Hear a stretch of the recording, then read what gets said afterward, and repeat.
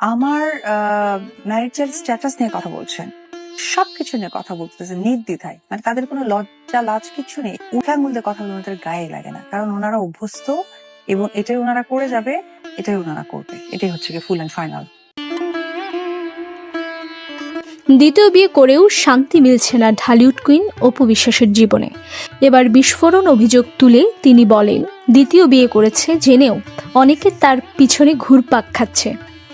তার এই এক কথাতে নতুন করে তোলপাড় শুরু হয়েছে সোশ্যাল মিডিয়ায়।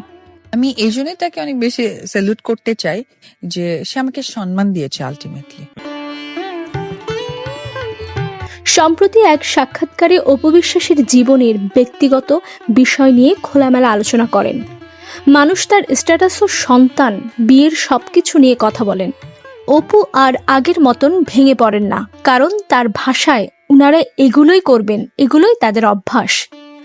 এবার শাকিব খানের উদ্দেশ্যে তিনি বলেন, এতদিন তো অন্যজনকে মাথায় তুলে রাখছিলা, আমি জানতাম সময় বদলাবে, এমন একটা সময় আসবে তখন আমি হাসবো, তুমি কাঁদবে।